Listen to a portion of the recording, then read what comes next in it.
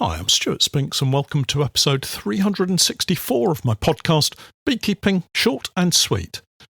As we fast approach the end of September, feeding for some hives continues, but others are weighty enough.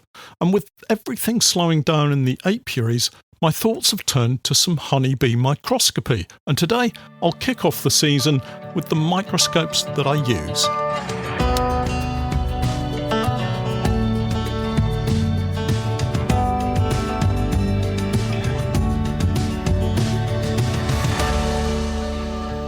Beekeeping Short and Sweet, a beekeeping podcast for the inquisitive beekeeper with a short attention span. A beekeeper, in fact, just like me.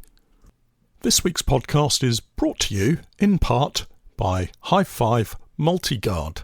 So, when you need a little peace of mind that your bees are safe from dangers of all kind, pesticides, hornets, wasps and mice are no match for Hive 5. The Hive 5 Multi-Guard is the best one in town. Keeps your bees safe all year round. The ultimate solution has been found. It's Hive 5. The Hive 5 Multi-Guard fits nearly all beehives and makes beekeeping much easier. Hive 5. Hi everyone, and welcome to this week's podcast and a noticeable shift in the seasons as the overnight temperatures here in Norfolk have fallen to a chilly single-digit number of around 8 or 9 degrees Celsius from previously, I guess, holding around 12 to 15 degrees Celsius. Now I know this isn't really chilly, just my perception of how it feels, and having spent most of the summer feeling the heat and sometimes, let's face it, uncomfortably warm overnight temperatures, the shift back to near normal temperatures is a welcome, let's call it, shock to the system. I'm certainly not complaining. I enjoy the cooler autumnal weather as much as I enjoy the summer's warmth and the winter's cold. It's one of the joys of living here in the UK. The days have been, for the most part, warm and dry, and it certainly helps the bees get out and continue to forage while there's still food available for them. And I have found out where all the wasps have disappeared to. They're all over the ivy flowers, literally hundreds of them still, all fighting for the late season bounty that the ivy plants provide. Our honeybees are also still fighting for every drop, which makes it still really important that we make sure that our hives are secure and well protected against all possible risks. Hive security in terms of well-maintained equipment is a key part of keeping robbers out and our bees secure for the coming winter. And as I'm watching Game of Thrones again, possibly for the 10th time, winter is coming.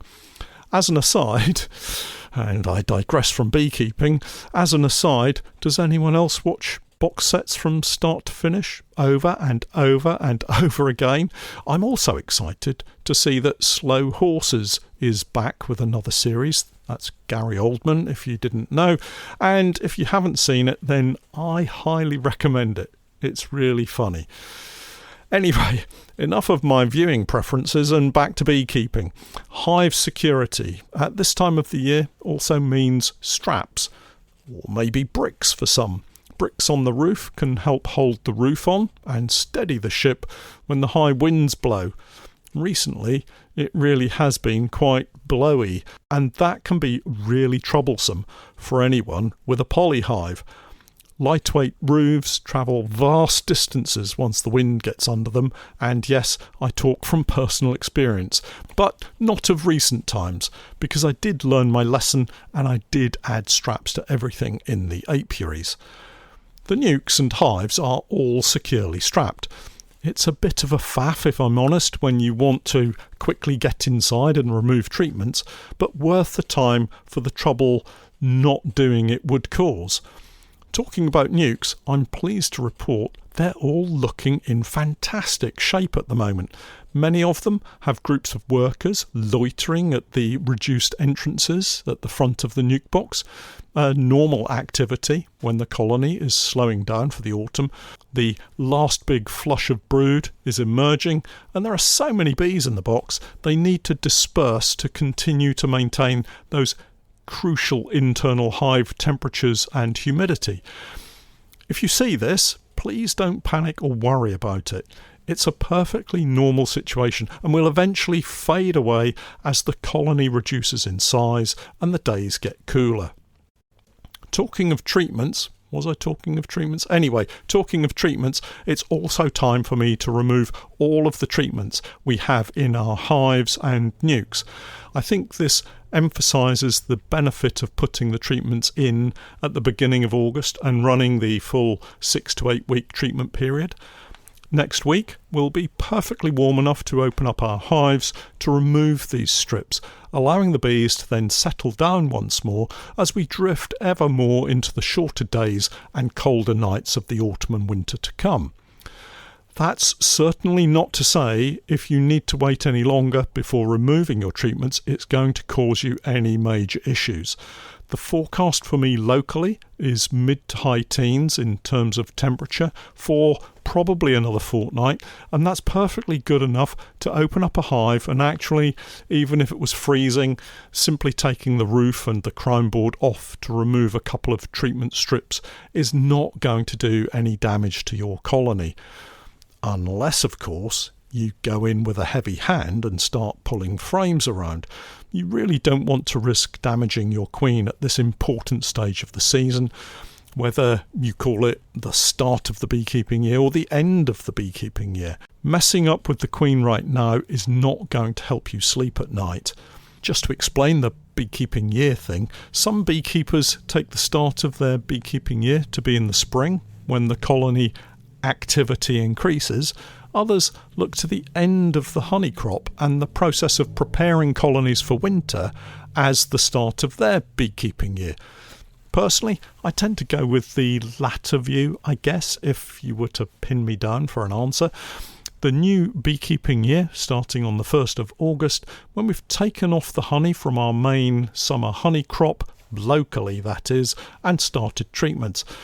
But it's very much an arbitrary date in the calendar because just a couple of years ago we were on the heather moors and didn't really get treatments into colonies until September and beyond. However you view the beekeeping year right now, we are fast approaching the quiet time in terms of our colonies, and it gives an opportunity to review and reflect as we finish off the last remaining jobs in and around the hives. I'll come on to the review and reflection phase of the season perhaps next week. I think most of you already know how my season has been, but it's always worth taking time out to sit and put it to the front of my mind, as this will impact what we do next year. So here we are, late September, treatments coming off next week and feeding continuing in some colonies. For all of the inexperienced beekeepers listening in, feeding is not something you should be fearful of or worry about or stress over. The issue is more trying to get to the bottom of all the information that gets thrown at you regarding feeding, hive weights, hefting, hive scales, and all of the other information you're probably wading through right now. And that includes this podcast. Personally, I don't weigh hives, not using scales at least. I know some beekeepers swear by it, love doing it, and manage their feeding regime with the information that they collate from it, and that's just perfectly fine. You'll no doubt see articles, comments, social media posts, read it in books and magazines, all of which will give indications of how much food you should be giving them and what weight your hive should be. Personally, I would pick a number and stick with it. I kind of go with 15 kilos and above, but my solution is to hef. Maybe guess a little bit as to what the weight is, and if I have any doubts, add some fondant. I've talked about it many times and probably will continue to do so as the months and years go by, because beekeepers do worry about this. All I would say is just don't stress about it. Get some fondant on standby should you feel that you need to add it, and sit out the winter with your bees. I have several packs in self-sealed bags actually, loaded with fondant ready for use.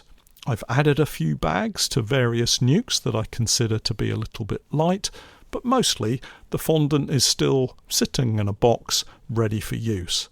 And I would recommend that you do the same. Get some fondant, have it ready and waiting, and if you feel the bees need it, or even if you feel you need to feed it for your own benefit, then feed it. Just don't worry about it. The bees will, more often than not, cope quite well enough. Away from the apiary, there's probably not a great deal for many beekeepers to do. If you only have a couple of hives and you're not queen rearing, you're not working with your bees in other ways, the autumn and winter period can be a welcome quiet time for you. Let's face it, not every beekeeper wants to spend hour upon hour throughout the year dealing with beekeeping stuff. For a lot of beekeepers, it's a hobby in amongst a busy family or work life, and it gets attention when it needs it, otherwise it sits happily in the background. You may well have extracted all your honey, cleaned up all your supers, have them stored away with the limited amount of other kit that you have, and be quite happy to sit and see out the winter. Maybe adding a bit of fondant once the treatments are out, but otherwise mostly forgetting about your bees. Actually, that doesn't sound like a bad way to be over the winter. For me, though, and perhaps quite a number of people listening, it's time away from the bees to focus on repair and maintenance of equipment, and a chance maybe to explore other areas of beekeeping. And yes, during the winter months, I'm thinking specifically about the microscope. If any of you are listening in on Patreon and are interested in joining me with a little microscopy work this winter, do let me know, drop me a message, and we can perhaps set up a couple of Zoom sessions where we can have a chat about what we're all doing. You will of course need some equipment, and I highly recommend Brunel Microscopes for all of the hardware and consumables you'll need. They've supported beekeepers for many years, and it's nice to support them in return. In an ideal world, you'll have two microscopes. The first, a high-powered microscope, preferably a binocular or trinocular microscope, although a single eyepiece microscope will work perfectly well. The second is a dissecting or low-powered microscope for some preparation work, I would suggest. Here it's all about the optics. The better quality the lenses you have on your microscope, the better images you'll see. And I think that kind of stands to reason, really. It's probably easier if I tell you what I'm using this year for my microscopy sessions, and I'll link it all in the podcast notes for you to click and visit the websites for further information. It's quite a short list, really, but I'll start off today with the microscopes, and maybe next week, if there's interest and if you fancy, I'll talk a little bit about other smaller but essential tools and equipment you might want to consider. So first up is the high-powered microscope. I'm using a Brunel Microscopes SP100 trinocular compound microscope. So a trinocular microscope has an additional tube on the top that you can connect to a camera or to a TV monitor, a digital system, that kind of thing. You don't need it, so binocular or single lens monocular microscope would be perfectly adequate. It's one of their older style microscopes. I've had it a while, but it's still as perfectly good as the day that I bought it. There are 4 lenses. These are called the objective lenses, and they're held on a revolving holder, sometimes called a nose piece. You twist the rotating sections round with the lenses in it, and it moves the lenses into different positions. If you have one of this type of microscopes, feel and listen for a click when you rotate the lenses, and that denotes that it's in the correct position. Most of this type of microscope will have 3 or 4 options when it comes to lens magnification. Starting at the lowest, There's usually a 4 times magnification, then 10 times, then 40 times, and finally 100 times magnification. The thing to remember here is at the other end of the microscope, the bit that you look through, the eyepiece end, this is normally a 10 times eyepiece lens. So anything you have at the bottom end is magnified a further 10 times before you see it. So in reality, you're seeing 40 times, 100 times, 400 times, and 1,000 times magnification. Hopefully that makes sense. The microscope I have has a built-in light source. It's really useful. It's, in simple terms, a lamp with a variable brightness wheel on it. The light shines from beneath the slide, goes through the sample and up through the lenses and into your eye. My very first microscope used a mirror beneath the stage that could be manipulated to direct the light from a separate light source and up through the slide and into the optics.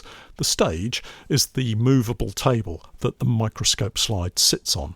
If you're new to microscopy or thinking about getting a microscope, unfortunately, there are a lot of new names to get used to when talking about the various parts of a microscope, for instance. But it soon becomes second nature, and actually, unless you want to take the BBKA microscopy module, there's no need to have to remember these names, and you just get on, like I do, with making up slides. Honestly, for me, being dyslexic, I always have to go back to the books to remind myself of the various parts and processes that go to make up what I think is a really fascinating part of the beekeeping world. So don't allow this to put you off in terms of getting a microscope or joining a group and having a go. The great thing is that if you plan ahead, you can collect flowers through the season and therefore pollen. These can be plants that your bees are foraging on all year round, and then you can spend countless hours preparing slides and looking at pollen grains through your microscope. It doesn't end with pollen, of course. This is essentially an easy introduction into the world of beekeeping microscopy.